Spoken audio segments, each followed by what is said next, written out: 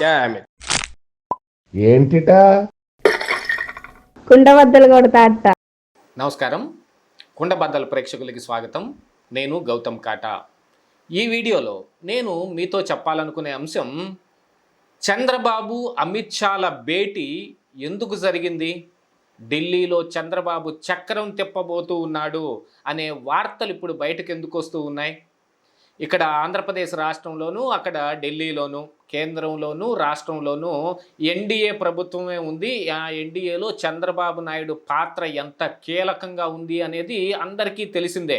కానీ BJP mark రాజకీయం వాళ్ళు మొదలుపెట్టేసినట్టుగా కొన్ని వార్తలు కూడా బయటకు వస్తున్నాయి. అయినప్పటికీ గాను చంద్రబాబు నాయుడికి ఈ బీజేపీ మార్కు రాజకీయంతో ఎటువంటి సంబంధం లేకపోయినప్పటికీ ఆయన ఆంధ్రప్రదేశ్ రాష్ట్రం యొక్క అభివృద్ధి, దీనికి కావాల్సిన నిధులు, వీటి మీదనే ఎక్కువగా దృష్టి పెడుతూ ఉన్నాడు అనే వార్తలు బయటకు వస్తున్న తరుణంలో చంద్రబాబు నాయుడు అమిత్ షాతో భేటీకి వెళ్ళాడు.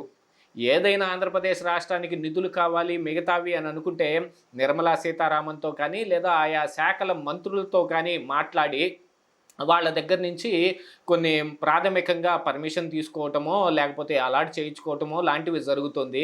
కానీ అమిత్ షాని ఎస్పెషల్లీ భేటీ అయ్యాడు అనంటే దాని వెనక ఏదో జరగబోతోంది, చంద్రబాబు నాయుడు ఢిల్లీలో చక్రం తిప్పబోతున్నాడు అనే వార్తలు బయటకు వస్తూ ఉన్నాయి.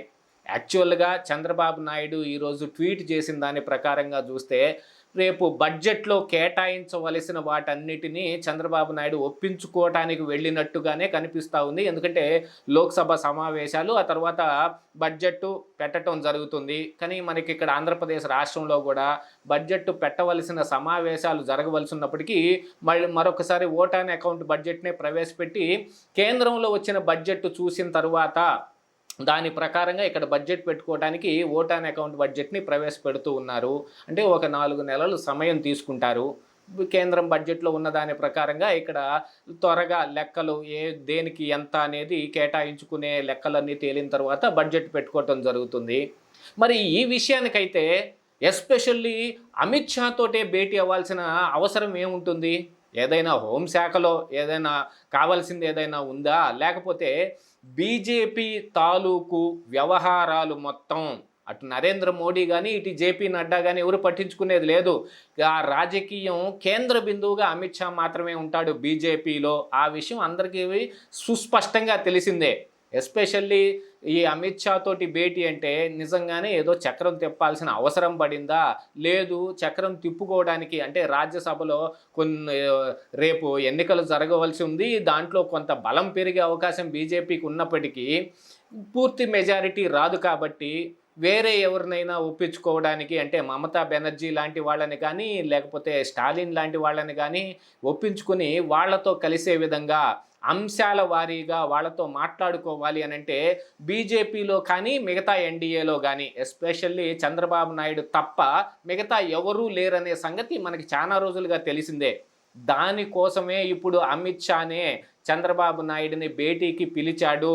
రేపు రాజ్యసభలో పెట్టబోయే ప్రతి బిల్లుకి గాను అంశాల వారీగా వాళ్ళ మద్దతును కూడా తీసుకోవటానికి, దాన్ని అంతటిని కూడగట్టుకోవటానికి, వీళ్ళ బలం పెరిగే వరకు వాళ్ళతోటి ఎలాగో మేనేజ్ చేయటం కోసం చంద్రబాబు నాయుడిని వాడుకోబోతున్నాడు అమిత్ షా అని ఢిల్లీ వర్గాల నుంచి సమాచారం అందుతోంది. యాక్చువల్గా చూసినట్టయితే బీజేపీ చంద్రబాబు నాయుడిని పిలిచి మాట్లాడవలసిన అవసరం చాలా రోజులుగా పడింది. మనం ఈ సార్వత్రిక ఎన్నికల ముందు నుంచే చెప్పుకుంటూ ఉన్నాం చంద్రబాబు నాయుడిని బీజేపీయే పిలిచి మాట్లాడుతోంది అని. అది ఈ రోజుకి సుస్పష్టంగా తెలిసిపోతూనే ఉంది. మరి రాజ్యసభలో ఈ ఎంపీల గొడవ కానీ అంటే ఇటు జగన్మోహన్ రెడ్డికి 11 మంది ఎంపీలు ఉన్నారు, గంపగుత్తగా వాళ్ళందరూ బీజేపీకే సపోర్ట్ చేస్తున్నప్పటికీ ఇంకా చాలామంది ఎంపీల అవసరం ఇప్పుడు రాజ్యసభలో వాళ్ళకు ఉంది అనేది మాత్రం సుస్పష్టంగా కనిపిస్తూ ఉంది. దానికి గాను ఈ ఇండియా కూటమిలో ఉన్న కొంతమంది సభ్యులతోటి మంత్రాంగం నడపటానికే చంద్రబాబు నాయుడిని పిలిచినట్టుగాను, ఈయన కూడా మంత్రాంగం నడపటానికి ఒప్పుకున్నట్టుగాను సమాచారం వస్తుంది. ఏం జరగబోతోంది అనేది చాలా కొద్ది సమయంలోనే తెలిసే అవకాశాలు ఉన్నప్పటికీ మరి ఇండియా కూటమి ఏం చేస్తుంది, చంద్రబాబు నాయుడిని ఏ రకంగా వాళ్ళు చూస్తారు, ఏ రకంగా వాళ్ళు పరిగణిస్తారు? ఎందుకంటే మొన్న ఈ బీజేపీ నరేంద్ర మోడీ ప్రధానమంత్రి కాబోయే ముందుగా మీరు గనక ఎన్డీఏలో అలానే ఉండాలంటే ప్రత్యేక హోదాకి మీరు పట్టుబట్టండి అని వాళ్ళు సూచనప్రాయంగా చెప్పారు. మరి ముందు మాట్లాడుకొని మాటలన్నీ ఇక చిట్ట చివరిలో వాళ్ళకు కూడా కొన్ని దగ్గరగా మెజారిటీకి వచ్చారు కాబట్టి వాళ్ళు కూడా ఏదో ప్రయత్నం చేయడానికి మాట్లాడిన మాటలాగే కనిపిస్తూ ఉంది. కానీ చంద్రబాబు నాయుడు అయితే హక్కును చేర్చుకోవడానికి వాళ్ళు ఏం మాట్లాడిన మాటలాగా ఏం కనిపించలేదు. మరి ఇప్పుడు చంద్రబాబు నాయుడు కూడా ఈ బీజేపీ కోసం వాళ్ళతో మంత్రాంగం నడుపుతాడా అనేది మాత్రం చూడాల్సిన అంశమే. ఇదే ఈరోజు కుండబద్దలు.